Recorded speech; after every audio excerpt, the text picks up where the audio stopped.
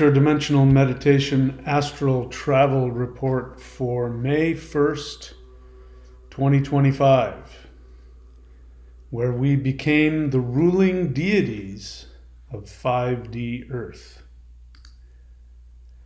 All right. Welcome back. This is the Michael Denny channel, formerly the Thunder Wizard YouTube channel. Disclosure is coming. Open contact is here. I am proof of that. So we're going to be giving the interdimensional meditation report for the live guided interdimensional meditation that we did last night, Wednesday, April 30th. We do these twice a week, every Wednesday and Saturday at 8:30 p.m. Eastern Time, live streamed from this channel. If you can't make the live stream, don't worry about it. Go to the live section on this channel and you can follow it there. This was a very powerful one. It's the next late morning for me, so I'm still recovering from it. But let's walk through what we experienced. Again, as always, I don't remember everything that happened.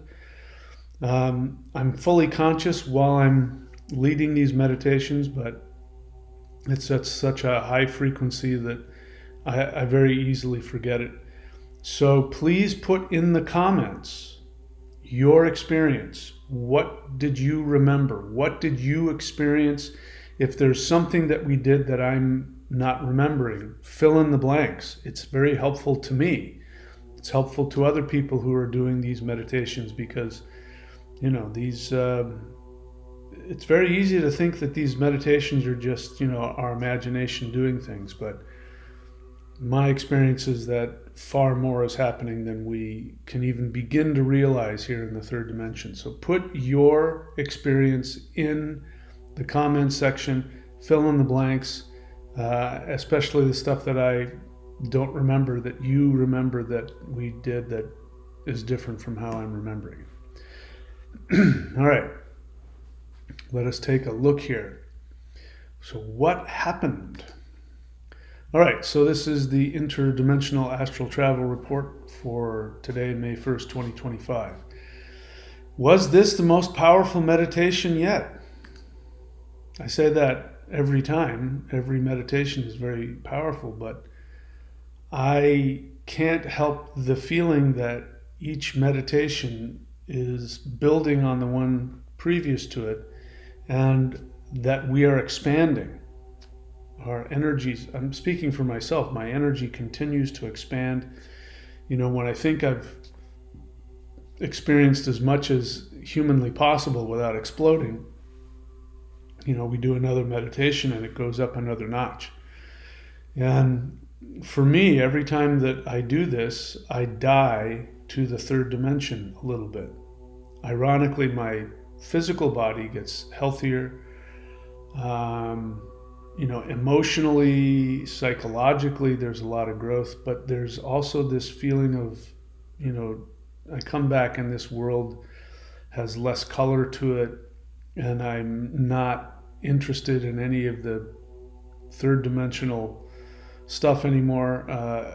It's just very different. So what's it like for you when you come back? What's it like for you the next day? The other experience I have is that it's, when we do these meditations, we're really expanding our astral bodies into higher dimensions. And so when we come back into 3D, it's like a rubber band effect. It's like the third dimension is trying to pull us back. And so I find myself going kind of in the opposite direction, where I'll be, petty and cranky and things like that. So what's it like for you? I'd love to hear your experience about that. All right, so the meditation, we started with the Hool breath warm-up, as we always do, and then we went into interplanetary space. Nothing major there. Sometimes we go down to Nagaloka, sometimes we go up the light shaft through the crown chakra all the way to the highest heavens. We'll do that.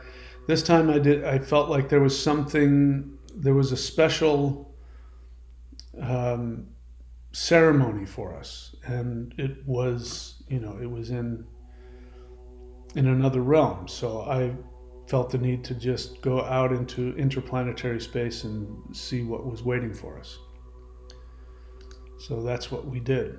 All right, so what I found when we got out there was that there was this large white light portal that emerged. And then we had to make a commitment.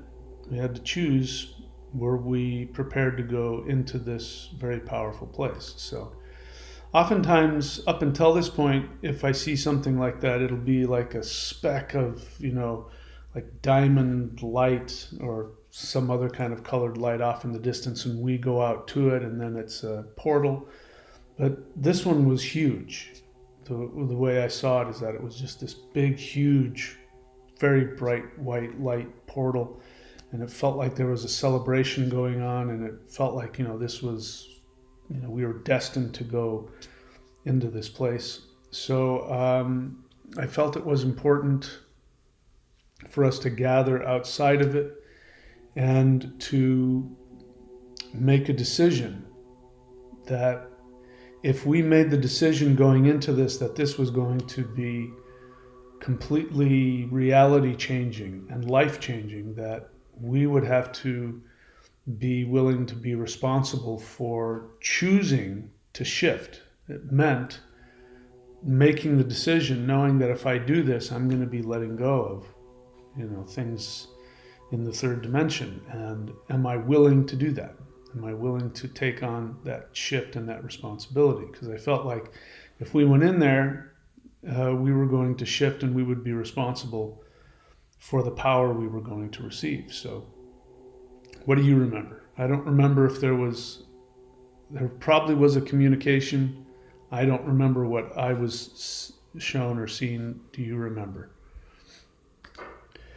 All right, so we made a commitment, and if you, like me, chose to commit to that, we went into the portal, and strangely, the portal transformed into this lush party palace filled with gemstones. So the way that I remember it is like we went into this bright white light. I was expecting to see, an all white, with white beings, white light beings there.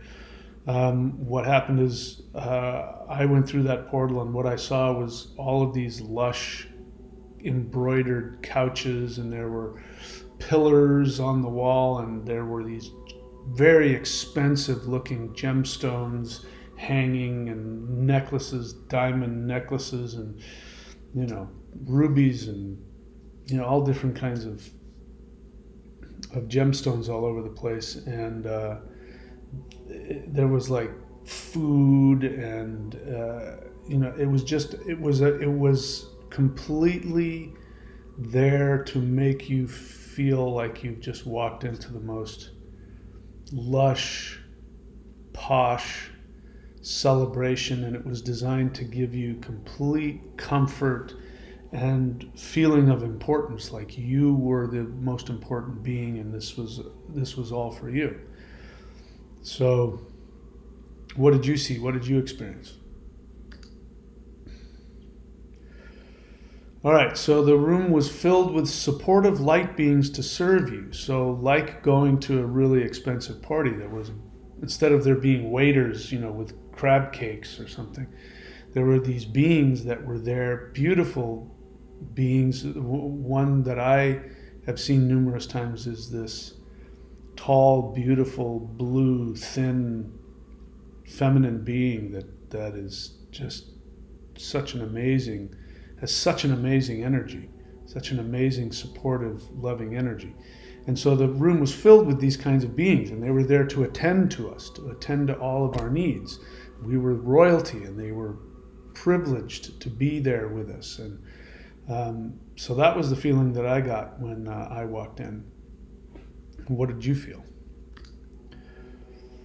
The inner room. All right. The inner room where we were crowned as 5D deities. All right. So this outer court was like the welcoming place, and we could have hung out there for as long as we wanted.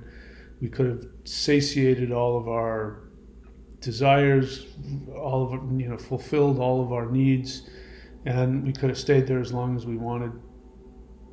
But as we went to the center of it, and I remember struggling to find words to describe it, but again, it was like going to, as we've gone to other planets where we've gone into these sacred, circular, megalithic,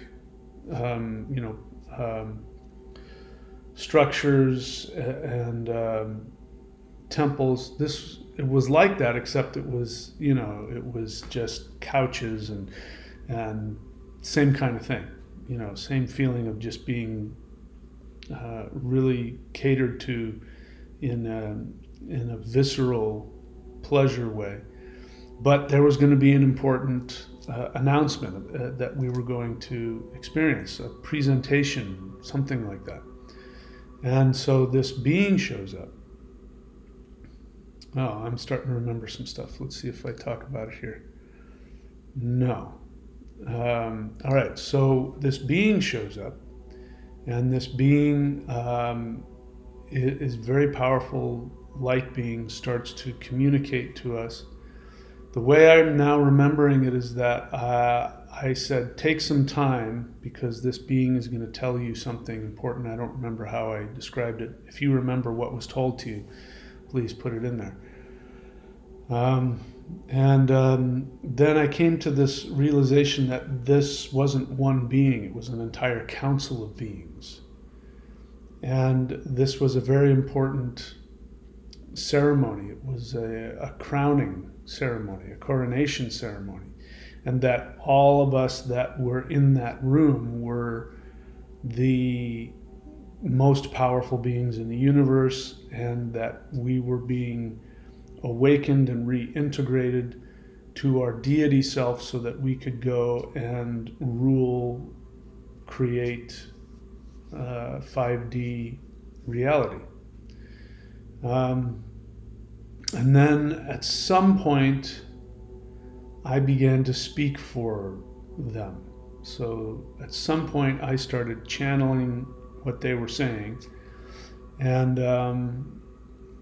another period of, have a personal interaction.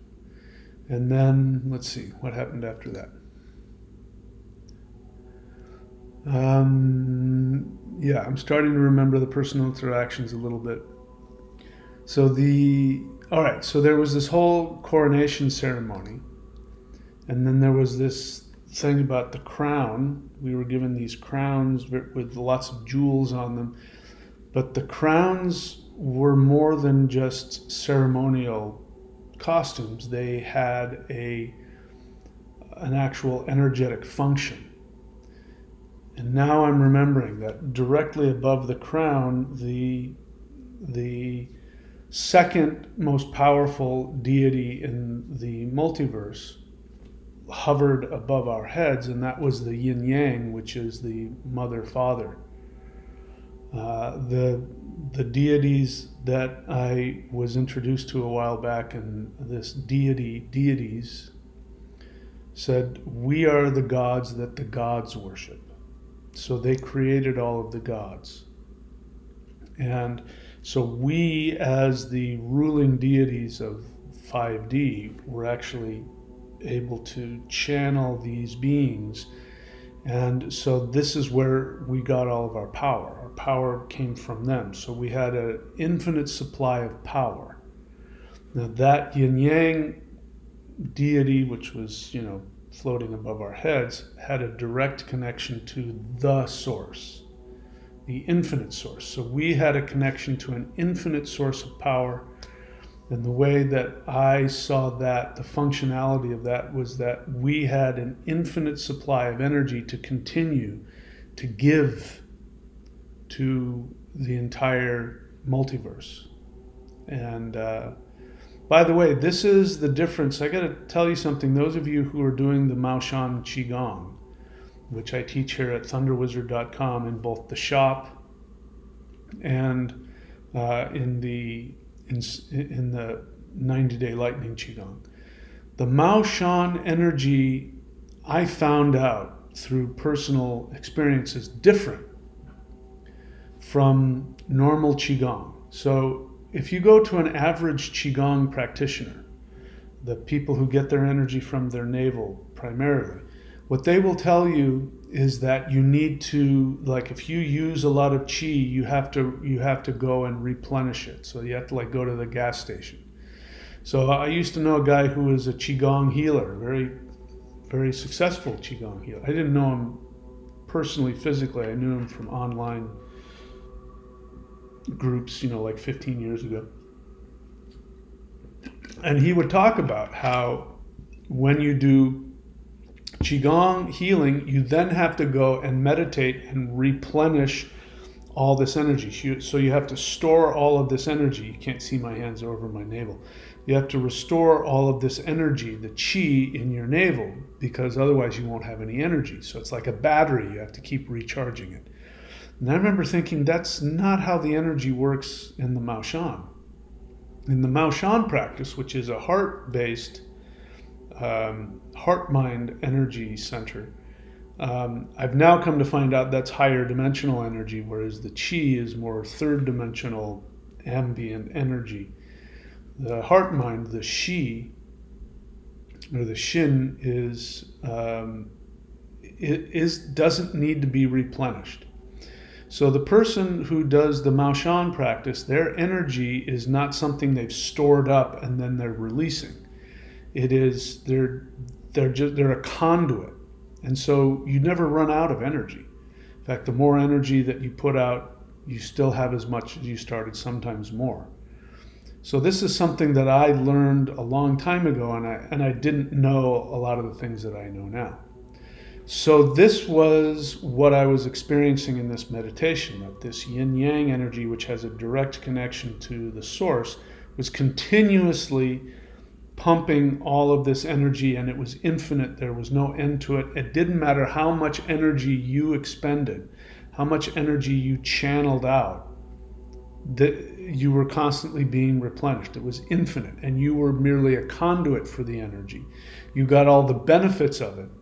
You, of course, gained an energy yourself, but it wasn't like you had to go and store up a bunch of energy, then release it, and then go store up some more. So I found that interesting, and this would be necessary for a deity ruling any universe. They would need to have this continuous, infinite energy connection. All right, so where are we?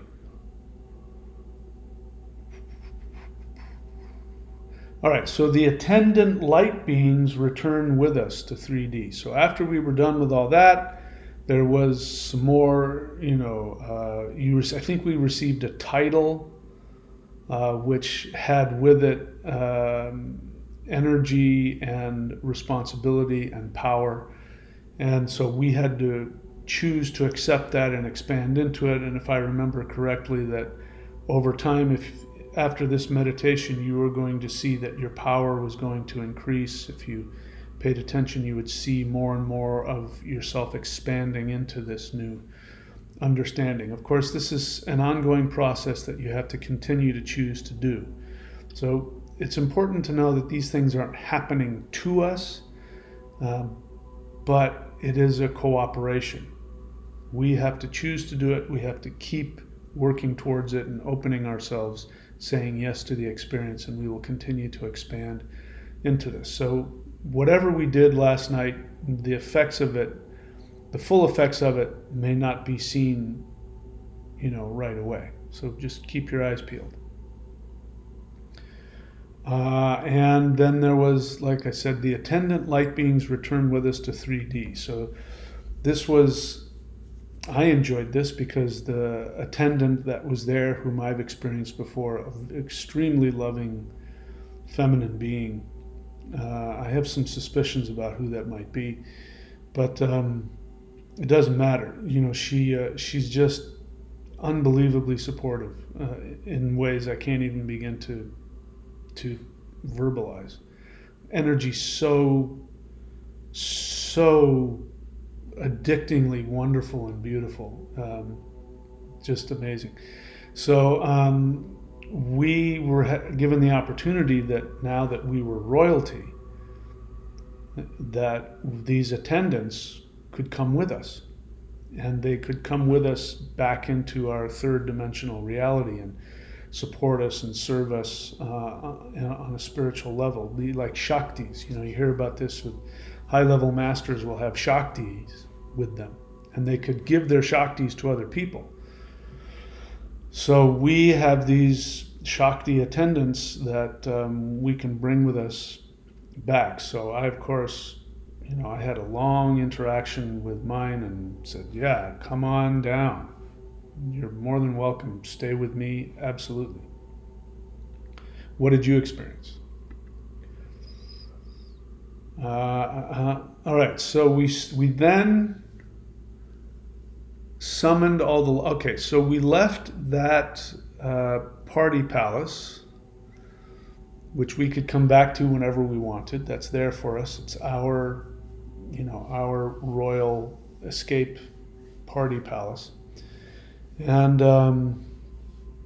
we then left that. We went back to 3D universe, and we summoned all of the light beings to shift the earth. So we start to really get grandiose here, because what we did, gosh, the gardener's been making noise for hours. Woke me up early this morning. 3-4 hours later, they're still out there. So if you hear noise, anyway. What was I saying? I got distracted. See, I'm still cranky. What was I saying? All right, so yeah, we came back into the third dimensional reality with all of this power, and instead of so much just inviting, the deities and the beings, we summoned them as the ruling deities of 5D. We summoned these beings to us. So all of the beings from all the different galaxies and dimensions, all of the gods, they came, and they all, ETs, every possible light being was summoned to be a part of this ceremony where we were going to, on another level, give birth to the new 5D Earth. So we did that, and we chanted Huar with that intention. This is how I remember. How do you remember? We went into 5D Earth and created thrones to rule 5D. So this is, by the time we get to this level of the meditation, things start happening that I couldn't have, I couldn't have predicted. Sometimes I start these meditations and I say to myself, I'm not going to go too long tonight. But by the time we get to this level, things start to fractal off into these very, very, for me, bizarre, powerful, amazing experiences. So we go into our 5D Earth that we've just now helped to create, and we create thrones. So, of course, my throne I created, a couple of years ago. So I went back and just recreated it again and experienced it. And so I was leading you to do the same thing. The idea was that each one of the people in this meditation is a powerful deity that has their own 5D responsibilities to rule and direct and empower and create and protect this new earth. And so you need to have a place of power. So the throne isn't a symbolic, here I am, this means I have all the power. It's actually a portal. It's an energy portal that connects you to the earth and channels energy from above, and you have all this power and this energy that you transmit. And then above us we've got the crown again, which is actually an antenna connecting to the yin yang, which connects to the one source. And so when we're in that throne, all of that power hooks up, and boom, we just become these huge like suns, these huge beings of light that that are transmitting all of this light and this energy throughout the earth. And each of us has our own special job and responsibility, that without us, the 5D earth can't exist. So let me know what you experienced as you went through that. All right, so yeah, we created our thrones, and then, yeah, okay, so I don't remember everything after that. I'd love to know what you remember. I remember coming back, and it was, when we, and this happens a lot. We get to this place, and I feel like I could stay. Stay for hours, but I have to end the meditation at some point, so I decide to end it, because it's usually been an hour or maybe a little more than that. We've been in this meditation a long time, down here in 3D time. So I decided, again, it's just an arbitrary time to end that meditation, and we did. And afterwards, I was, again, just barely here, and so nothing to say, just end the meditation, and I, went and just sort of zoned out. So what was it like for you afterwards? How did you feel? How did you feel when you woke up this morning? Keep it's a good idea to keep a journal. Sometimes there are messages and things that happen that we need to write down and remember. So maybe that'll be helpful in case you're having a hard time remembering. Anyway, that's it. That's my interdimensional meditation report. All right, so where this channel is going is we're going to continue doing the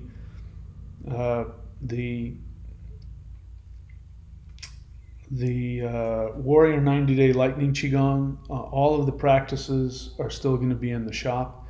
I'm going to start now beginning to move into another direction as well, which is to do these channeled ET readings. So as you see, they're showing up on the channel. If you'd like to have one of those, there are two ways that you can have a reading. So this says 50% off 1 week only, but I'm going to extend that. And the half off reading is if you are willing to let me video the session and make a video of it and put it up on the channel. It's important because people need to know really what it is that we're doing. I'm not your typical channel out there. In fact, it was never my intention to be a channel. I still think channeling is silly, and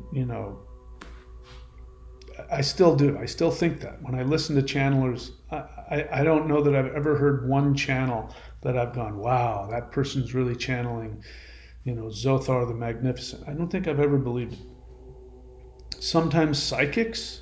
There are some psychics who I believe have tapped into the other side and are communicating with, past relatives or things like that. But what's interesting about these channelings is that I'm simply verbalizing what I'm seeing and feeling from them. But what's really happening is that there's a portal that is being created to the person. So what's happening is that the person on the other end is going through an energetic, higher dimensional energetic expansion. Now it's a cooperation, it's a two-way thing. And it's between the light beings and you. So the light beings are constantly trying to get to you and communicate to you, but there's this third dimensional barrier that gets in the way. We experience that as our ego, our disbelief, our, whatever, but it's a third dimensional frequency barrier. So when you get a reading, when you say, I want to get a channeled reading, what you're doing is you are choosing to open up a portal. And you are acknowledging that you need to open up beyond your third dimensional barrier. And so I act as a conduit for that. So through me, this energy comes, hits you. Doesn't matter that it's through a Zoom meeting or whatever. It hits you. And now there is a direct connection between you and higher dimensions. And what I'm hearing from people is after the readings, the experience continues and expands. And so all I've done is I've helped to facilitate the kind of experience that happened with me. Now, this way, you don't have to go through what I went through.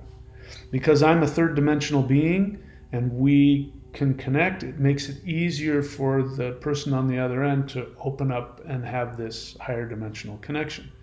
I didn't have any of that. I had this very hard, thick, third dimensional ego barrier. But I said, I want to do this. I'm willing to take it as far as it can go. If it kills me, it kills me. And so a very powerful being came in with a crowbar and went and cracked me open. And I had huge energy shifts and all that. And all that energy work, I'm understanding now, at least part of it is I'm a conduit. I'm a third dimensional conduit. So this is going to be the case for people who get readings. They will now be a fifth dimensional conduit. And as we go around and communicate with people and interact with people, and more people are able to do this kind of work, then like popcorn, people all over the planet start waking up. And then before you know it, it starts 1, 2, 3 little kernels. And then all of a sudden the whole bowl is filled. And then boom, we shift. So if you'd like to have one of those, go to channel.thunderwizard.com. Another thing that I'm going to start doing, I haven't done it yet, there's one person that's asked about it, is to do interdimensional mentoring. So what that means is the same kind of thing, but instead of me mentoring you, like if you wanted to come and, which I still do and I have done in the past, which we called apprenticeship. Instead of you just working directly with me, the light beings are going to tell you what to do. They're going to mentor you. They will sometimes defer to me and ask me to give my interpretation of things so I can still mentor, but it'll be on a higher plane. And this was something they suggested. So I'm open and excited about this idea, and this is where the channel is going to go. All right, so there's thunderwizard.com. Check out those energies. I think I'm going to upload more Maoshan energy practices. I think a couple more forms I'm going to share. We've got channel.thunderwizard.com. You want to find my books and other things, go to michaeldenny.org. That's it, my friends. I love you very much. Thank you so much. Thank you to all of you who have done the meditation, and thank you to those of you who will do the meditation that has been recorded. And that's it. I'll see you all very soon.